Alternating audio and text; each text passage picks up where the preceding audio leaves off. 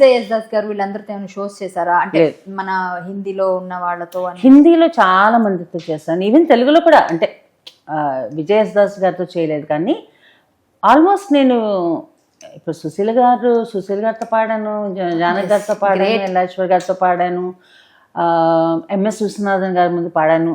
ఇందాక అడిగిన దానికి ఇప్పుడు చెప్తాను. ఎంఎస్ విశ్వనాథన్ గారు is my all time favourite music director. ఆయనలాగా ఎవరు లేరు, అంత ఇష్టం నాకు ఆయన అంటే. మీరు ఎంత అదృష్టవంతులు తెలుసా, పెద్ద పెద్ద సింగర్స్తో పాడారు, వాళ్ళ పక్కన స్టేజ్ షేర్ చేసుకున్నారు. ఈ రోజు మనం వెళ్ళి వాళ్ళని కలుపుదామన్నా కూడా లేరు వాళ్ళు. నిజంగా నేను కూడా చాలాసార్లు కొంతమందిని కలిసినప్పుడు మనం ఎంత అదృష్టవంతులు ఈ జనరేషన్లో ఉన్నాం. అది మటుకు నిజంగా నేను అదృష్టంగా భావిస్తాను. అండ్ హిందీ విషయానికి వస్తే మన్నాడే గారితో పాడాను, ఓపీ నయ్యర్ గారితో పాడాను. ఓపీ నయ్యర్ గారికి నేనంటే చాలా చాలా ఇష్టం, ఎందుకంటే నా వాయిస్ ఆశాలా ఉంటుంది. సో ఆశా వాయిస్ నాకు కొంచెం న్యాచురల్గా వస్తుంది, నాకు చాలా ఇష్టం కూడా ఆశా వాయిస్లే. సో అది కానీ ఏదన్నా అనుకోండి, ఆయనకి చాలా ఇష్టం. మా ఇంటికి వచ్చేవారు ఆయన హైదరాబాద్ వచ్చినప్పుడు. 2 సార్లు మా ఇంటికి వచ్చి నాతో పకోడీలు చేయించుకుని తిన్నారు. అండ్ ఇంకోటి ఏంటంటే, అంటే బేసిక్గా అసలు లైఫ్లో మర్చిపోలేని ఒక ఇన్సిడెంట్ అనమాట.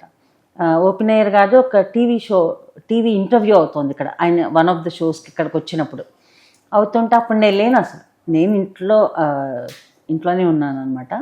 సో ఆ లైవ్ షోలో ఆయన మీ ఫేవరెట్ సింగర్స్ ఎవరంటే, ఇప్పుడు ఆయన రఫీ గారు, ఆశా భోన్స్లే ఆయనకి చాలా ఇష్టం కదా. సో వాళ్ళిద్దరు పేర్లు చెప్పారు. సో అప్పుడే నీరాజనం మూవీ కూడా చేస్తున్నారు ఆయన.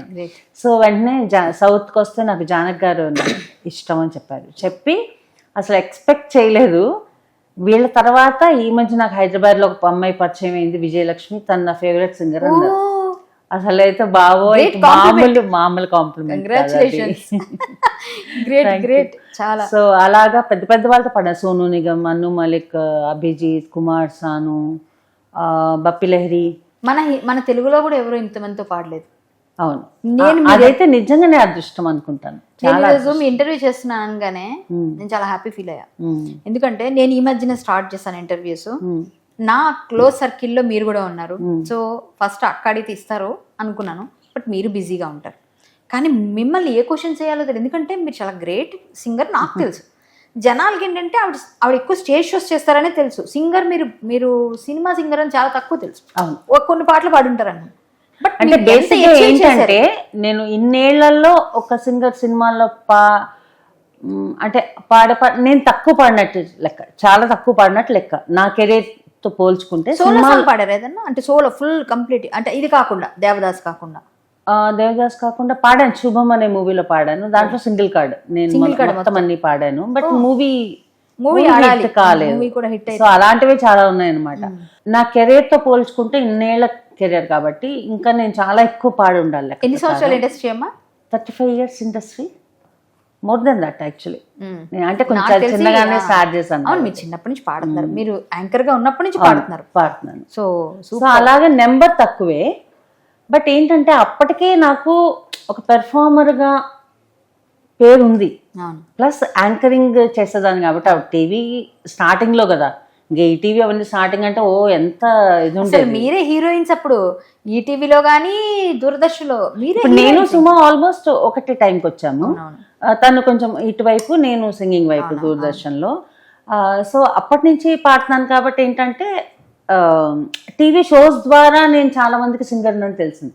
ఇప్పుడు అప్పట్లో ఎక్కువ షోస్ అయ్యేవి కాదు.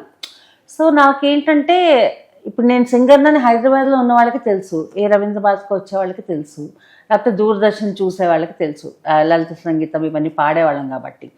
బట్ వేరే అందరికీ తెలిసే అవకాశం లేదు. అందుకని నేను ఏంటంటే యాంకరింగ్ చేస్తున్నప్పుడు ఏదో ఒక అవకాశం తీసుకుని పాడేదాన్ని అనమాట.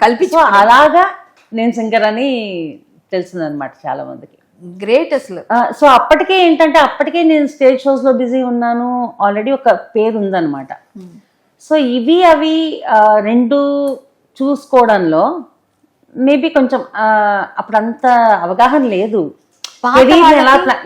ఇప్పుడు పిల్లలు నువ్వు మాట్లాడు, 10 ఏళ్ల పిల్లానికి నువ్వేమవుతావు అంటే వాడు ఏం అవ్వాలనుకుంటున్నాడు, అవడానికి ఏం చేయాలి, వాడు అన్ని ప్రిపేర్గా ఉంటాడు. సో అంత తల్లిదండ్రులు ఏం మాట్లాడుకున్నా వినేస్తాడేమో, వాడు బయటకు వచ్చిన దగ్గర నుంచి దానిపైనే ఉంటాడు అసలు అట్లా అంత విజన్ లేదు అప్పుడు.